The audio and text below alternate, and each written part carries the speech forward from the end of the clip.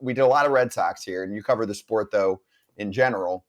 Who's shittier, John Henry or John Fisher? Like those two Oh my owners to God. cover this year have been incredible.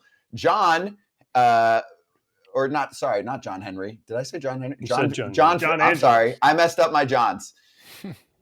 John Henry is much better than John Fisher and John Angelos. When you're seeing those two, John Angelos, first off, who is about to maybe get the Red Sox closer to the postseason based on the fact that he just basically told everyone he's not going to keep his freaking players after tanking for 6 years, or John Fisher, who infests his ballpark, raises ticket prices, and on and on. So wanted to get your take on, in my opinion, two of the bigger storylines in baseball this year.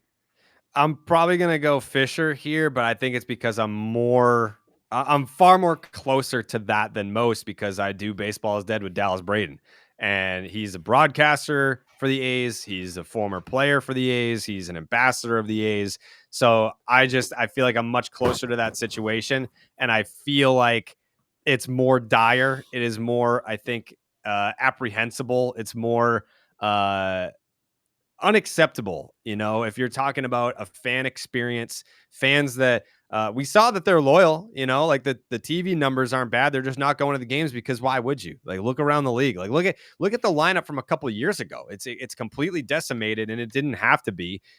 That's one thing that I'll never quite understand is that if you're a billionaire and you want to get into owning businesses, or you want to spread out your money so that you can make more money, why get into sports if it's something that you're not passionate about? I'll never understand that, because all you're doing is just robbing hundreds of thousands, if not millions of other people of their passion. Because if you're an A's fan, like, look at all these people that showed up to the reverse boycott, and they're there to say, like, we still love the team. We just don't love what you're doing with it. And who would? Like, there's not a divide. It's a complete unity in the Bay Area.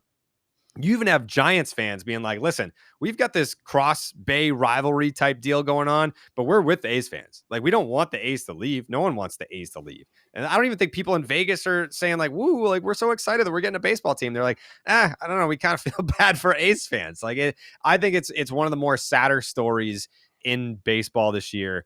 And I think that the Angels are responsible for why we don't hone in more on the A's situation, because that situation is even more of an abomination.